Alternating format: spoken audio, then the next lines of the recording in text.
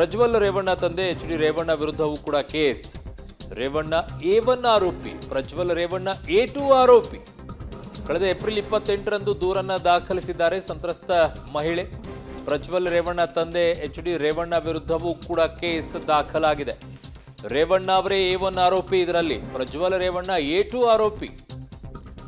Okay, ಈ ದೂರಿನಲ್ಲಿ ಈಗ ಆರೋಪ ಬರ್ತಾ ಇರೋದು ಪ್ರಜ್ವಲ್ ಅವರ ಮೇಲೆ. ಆದರೆ ಈಗ FIR ಅಲ್ಲಿ ಮೊದಲನೆಯ ಹೆಸರು ಬರ್ತಾ ಇರೋದು A1 ಆರೋಪ ಆಗಿ ರೇವಣ್ಣ ಅವರನ್ನ ಕೊಟ್ಟಿದ್ದಾರೆ. A1 ಆರೋಪಿಯಾಗಿ ಈಗ ಎಚ್.ಡಿ. ರೇವಣ್ಣ ಅವರ ಇದ್ದಾರೆ. ಎರಡನೇ ಆರೋಪಿ ಪ್ರಜ್ವಲ್ ರೇವಣ್ಣ ಅವರನ್ನ ಮಾಡಿದ್ದಾರೆ. ಸೊ ದೂರಿನಲ್ಲಿ ಏನಿದೆ, ಯಾಕೆ ರೇವಣ್ಣ ಅವರೇ A1 ಆರೋಪಿಯಾಗಿದ್ದಾರೆ, ಇವೆಲ್ಲವನ್ನ ಕೂಡ ನೋಡಬೇಕಾಗಿದೆ. ಸೊ ಬೆದರಿಕೆಯನ್ನು ಯಾರು ಹಾಕಿರುವಂಥದ್ದಿದೆ, ಅವರನ್ನ ಕೂಡ ಲೈಂಗಿಕ ಕಿರುಕುಳ ಕೊಟ್ಟಿರುವಂಥದ್ದು ಯಾರಿದೆ, ಮಹಿಳೆಗೆ ಮುಜುಗರ ಆಗುವಂತೆ ಹಿಂಬಾಲಿಸುವುದು ಯಾರಿದ್ದಾರೆ, ಮಹಿಳೆಯ ಮಾನಕ್ಕೆ ಹಾನಿ ಉಂಟು ಮಾಡೋದು. ಸೊ ಬೆದರಿಕೆ ಹಾಕಿದ್ದು ಒಂದು ಕಡೆಗೆ ಬರುತ್ತೆ.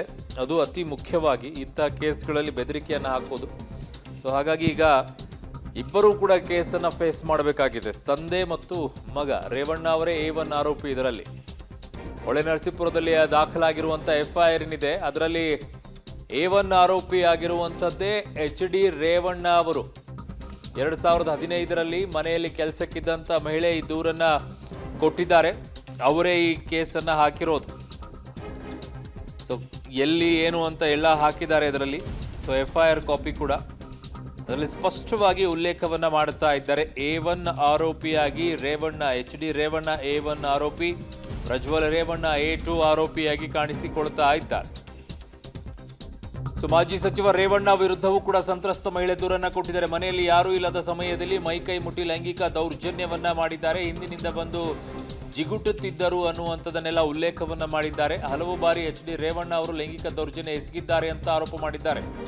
ಓಕೆ, ಮನೆಯಲ್ಲಿದ್ದಾಗ ವಿಡಿಯೋ ಕಾಲ್ ಮಾಡಿ ಚಿತ್ರಹಿಂಸೆಯನ್ನ ಕೊಟ್ಟಿದ್ದಾರೆ ಅನ್ನುವಂಥ ಆರೋಪ ಬಂದಿದೆ. ಮಾಜಿ ಸಚಿವ ರೇವಣ್ಣ ಅವರ ವಿರುದ್ಧವೂ ಕೂಡ ಈಗ ಸಂತ್ರಸ್ತ ಮಹಿಳೆ ದೂರನ್ನ ದಾಖಲು ಮಾಡಿದ್ದಾರೆ. ರೇವಣ್ಣ ಅವರ ಮೇಲೆಯೂ ಕೂಡ ಈಗ ಲೈಂಗಿಕ ದೌರ್ಜನ್ಯದ ಆರೋಪ ಕೇಳಿ ಬರ್ತಾ ಇದೆ. ಅವರ ಮೇಲೆಯೂ ಕೂಡ ಆರೋಪ ಕೇಳಿ ಬರ್ತಾ ಇರೋದು. ಸೊ ಹಾಗಾಗಿನೇ A1 ಆರೋಪಿಯಾಗಿ ಈಗ ಎಚ್.ಡಿ. ರೇವಣ್ಣ ಅವರನ್ನು ಇಡಲಾಗಿದೆ. A2 ಆರೋಪಿಯಾಗಿ ಪ್ರಜ್ವಲ್ ರೇವಣ್ಣ ಅವರನ್ನ ಇಡಲಾಗಿದೆ. ಸೊ ಅದರಲ್ಲಿ ಸ್ಪಷ್ಟವಾಗಿ ಉಲ್ಲೇಖ ಮಾಡಿದ್ದಾರೆ ದೂರಿನಲ್ಲಿ. ಆ ಪ್ರಥಮ ವರ್ತಮಾನ ವರದಿ FIR ಕಾಪಿಯಲ್ಲಿರುವಂಥ ದೂರು ಏನಿದೆ ಅನ್ನುವಂಥದ್ದು ಕೂಡ ನಿಮಗೆ ಅತಿ ಮುಖ್ಯ ಆಗಿದೆ. ಅದನ್ನು ತೋರಿಸ್ತಾ ಇದ್ದೀವಿ.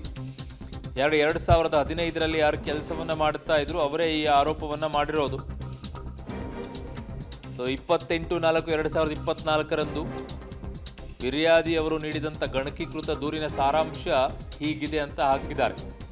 ಹೊಳೆನರಸೀಪುರ ಟೌನ್ 17ನೇ ವಾರ್ಡ್ನಲ್ಲಿ ವಾಸವಾಗಿದ್ದು ಅವರ ಪತಿ ಮುಂಚೆ ಶಾಸಕರಾದಂಥ ಎಚ್.ಡಿ. ರೇವಣ್ಣ ಅವರ ಮಾಲೀಕತ್ವದ ನಾಗಲಾಪುರದಲ್ಲಿರುವ ಹಾಲಿನ ಡೈರಿಯಲ್ಲಿ ಕೂಲಿ ಕೆಲಸ ಮಾಡಿಕೊಂಡಿದ್ದು, ರೇವಣ್ಣ ಅವರು ಫಿರ್ಯಾದಿಗೆ BCM ಲೇಡೀಸ್ ಹಾಸ್ಟೆಲ್ನಲ್ಲಿ ಅಡುಗೆ ಕೆಲಸ ಕೊಡಿಸಿದ್ರು. ಫಿರ್ಯಾದಿಗೆ ಒಬ್ಬಳು ಹೆಣ್ಣು ಮಗಳಿರ್ತಾಳೆ. ಫಿರ್ಯಾದಿಗೆ ಶ್ರೀಮತಿ ಭವಾನಿ ರೇವಣ್ಣ ಅವರು ಸೋದರತ್ತೆ ಮಗಳಾಗಿದ್ದು ಹತ್ತಿರದ ಸಂಬಂಧಿ ಆಗಿರ್ತಾರೆ.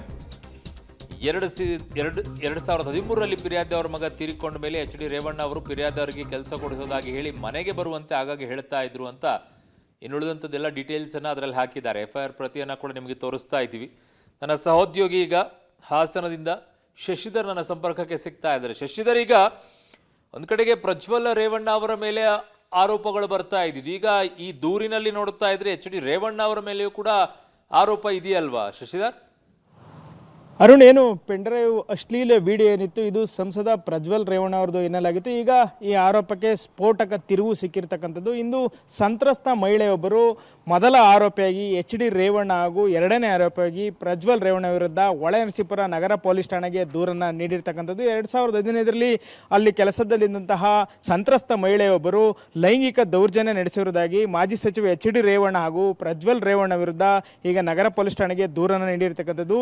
ಈ ವಿಚಾರ ಏನಿದೆ ಇದು ಹಾಸನ ಜಿಲ್ಲೆಯಲ್ಲಿ ಅಲ್ಲೋಲ ಕೊಲ್ಲೋಲವನ್ನು ಎಬ್ಬಿಸಿರ್ತಕ್ಕಂಥದ್ದು. ಏಪ್ರಿಲ್ 21ರಂದು ಪೆನ್ ಡ್ರೈವ್ ಎಲ್ಲೆಡೆ ಲಭ್ಯವಾಗಿತ್ತು. ಅದರಲ್ಲಿ ಕೆಲವು ಪ್ರಜ್ವಲ್ ರೇವಣ್ಣರಿಗೆ ಸಂಬಂಧಪಟ್ಟಿದಂತಹ ಅಶ್ಲೀಲ ದೃಶ್ಯಗಳು ಏನಾದವು ಎಲ್ಲೆಡೆ ವೈರಲ್ ಆಗಿತ್ತು. ಇದಾದ ಬಳಿಕ ಯಾರು ಸಹ ದೂರನ್ನು ನೀಡಿಲ್ಲ. ಆದರೆ ಮಹಿಳಾ ಆಯೋಗ ಯಾವಾಗ ಸರ್ಕಾರಕ್ಕೆ ದೂರನ್ನು ನೀಡಿತೋ ಆ ಸಂದರ್ಭದಲ್ಲಿ SITಯನ್ನು ರಚನೆ ಮಾಡಿತ್ತು. ಈಗ SIT ರಚನೆ ಆದ ಬೆನ್ನಲ್ಲೇ ಹೊಳೆನರಸೀಪುರ ನಗರ ಪೊಲೀಸ್ ಠಾಣೆಯಲ್ಲಿ ಸಂತ್ರಸ್ತ ಮಹಿಳೆಯೊಬ್ಬರು, ಅದರಲ್ಲೂ ಹೊಳೆನರಸೀಪುರದವರೇ ಆದಂತಹ ಮಹಿಳೆಯೊಬ್ಬರು ಈಗ ಮಾಜಿ ಸಚಿವ ಎಚ್ ರೆಡ್ಡಿ ರೇವಣ್ಣ ಹಾಗೂ ಪ್ರಜ್ವಲ್ ರೇವಣ್ಣ ವಿರುದ್ಧ ದೂರನ್ನ ದಾಖಲಿಸಿರ್ತಕ್ಕಂಥದ್ದು. ಹೀಗಾಗಿಯೇ ಇದೊಂದು ಏನು ವಿಚಾರ ಇದೆ ಇದು ಸ್ಫೋಟಕವಾಗಿರ್ತಕ್ಕಂಥದ್ದು. ಈಗ ಮಾಜಿ ಸಚಿವರ ಕುಟುಂಬಕ್ಕೆ ಈಗ ಸಂಕಷ್ಟ ಎದುರಾಗಿರ್ತಕ್ಕಂಥದ್ದು. ಯಾಕೆಂದರೆ ಇದು ಪೆಂಡ್ರೈವ್ ಇರ್ತಕ್ಕಂಥ ಹಲವು ಅಶ್ಲೀಲ ವಿಡಿಯೋಗಳೇನಿದೆ ಅದರಲ್ಲಿ ಪ್ರಜ್ವಲ್ ರೇವಣ್ಣ ಅವರು ಇರ್ತಕ್ಕಂಥದ್ದು, ಅದರಲ್ಲಿ ಲೈಂಗಿಕ ದೌರ್ಜನ್ಯಗಳನ್ನು ಅನೇಕ ಮಹಿಳೆಯರ ಮೇಲೆ ಎಸಗಿದ್ದಾರೆ ಎಂದು ಸ್ಫೋಟಕ ಮಾಹಿತಿ ಲಭ್ಯವಿತ್ತು. ಇದರ ಬಗ್ಗೆ ಸಾಕಷ್ಟು ರಾಜಕೀಯ ನಾಯಕರು ಆರೋಪವನ್ನು ಮಾಡಿದರು. ಅಲ್ಲದೆ ಕುಮಾರಸ್ವಾಮಿ ಅವರು ಸಹ ಇದರ ಬಗ್ಗೆ ಪ್ರತಿಕ್ರಿಯೆ ನೀಡಿಸಿದರು. ಆದರೆ ಈಗ ಇತ್ತೀಚೆಗೆ ಏನಂದ್ರೆ ಇಂದು ಮಹಿಳೆ ಏನು ಸಂತ್ರಸ್ತ ಮಹಿಳೆ ಇದ್ದಾರೆ ಅವಳು ಪ್ರಜ್ವಲ್ ರೇವಣ್ಣ ಮೇಲೆ ಏನು ಆರೋಪವನ್ನು ಕೇಳಿ ಬರ್ತಿದ್ದು. ಇದರ ಬೆನ್ನಲ್ಲೇ ಈಗ 2017 ಅವರು ಮನೆ ಕೆಲಸದಲ್ಲಿ ಮಾಡ್ಬೇಕಾದ್ರೆ ಮಾಜಿ ಸಚಿವ HD ರೇವಣ್ಣ ಅವರು ಸಹ ಅವರ ಮೇಲೆ ಲೈಂಗಿಕ ದೌರ್ಜನ್ಯ ಎಸಗಿದ್ದಾರೆ ಅಂತೇಳಿ A1 ಆರೋಪಿಯಾಗಿ ಅವರ ಮೇಲೆ ದೂರನ್ನು ನೀಡಿರ್ತಕ್ಕಂಥದ್ದು. ಈಗ ಹೊಳೆನರಸೀಪುರ ನಗರ ಠಾಣೆಯಲ್ಲಿ ಪ್ರಕರಣ ದಾಖಲಾಗಿದ್ದು ತನಿಖೆ ಮುಂದುವರೆದಿರ್ತಕ್ಕಂಥ. ಮತ್ತೊಂದೆಡೆ ಏನು ಪೆನ್ಡ್ರೈವ್ ವೈರಲ್ ಮಾಡಿದ ವಿಚಾರವಾಗಿ ಏನು ಸೆಂಟ್ ಪೊಲೀಸ್ ಠಾಣೆಯಲ್ಲಿ ಮೊದಲೇ ಒಂದು ಪ್ರಕರಣ ದಾಖಲಾಗಿತ್ತು.